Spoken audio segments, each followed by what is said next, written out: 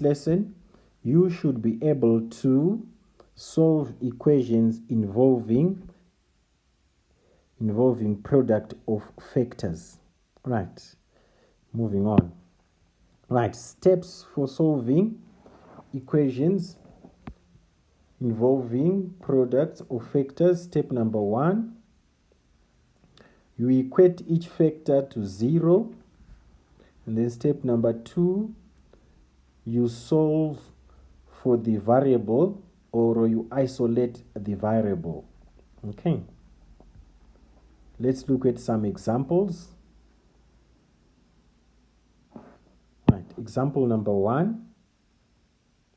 You are given solve for x, where you are given a product of two factors equated to 0. You equate each factor to 0 and you solve each factor separately. So the first factor, when we solve it, you see it gives us x is equals to 0. The second factor, when we solve it, it gives us x is equals to 3.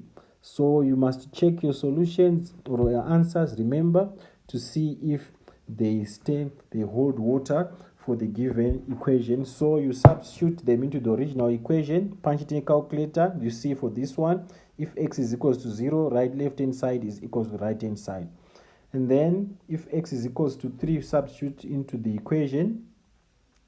And then you punch it to a calculator, and then you see again the left hand side is equals to the right hand side. So both question, your answers are correct. So it will continue like that. Moving on. Example number 2. Right, again, so for x, in this case, you are given 4x plus 6 in brackets multiplying 3x minus 9. So it's solve for x. You equate each factor to 0 like that. And then you solve each factor. Right, so for x in the first factor, it's going to be your x will be equals to negative 3 all over 2. The second factor, your x will be equals to 3. And then you check your solution, check your answers. If it is correct, you substitute the values of x into the original equation. Right, and then you can punch that into a calculator. You will see that the left hand side is equals to the right hand side. You do it again for the other factor. Right, you substitute where there is x, you put 3, and then you simplify, or you can just punch it to a calculator. Again, you see the left hand side is equals to the right hand side. So if the left hand side is not equal to the right hand side, then it means your solution is wrong. I hope you managed to do that. Moving on, example number 3. Again, you are given 4 multiplied by 3x minus 2 squared, solve for x. So you expand, it's going to be, right, but remember, you don't do FOIL, you just equate each of the factors to 0. There we go. And then you solve for x. Right,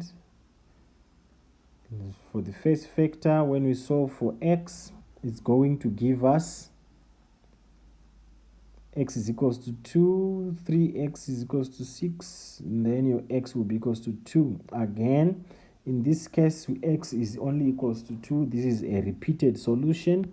Again, remember to check your solution. Right, remember to check your solution. If x is equals to 2, you substitute into the original equation. Right, and then there we go. Right, moving on. Now it's your turn. Okay, so now you guys, you need to go now and do practice. So you go to page 117, exercise 6, you answer A7 to A12, and then A22 to A27, and A37 to A41, and then B1 to B3. Okay, so please do that and enjoy while you stay at it.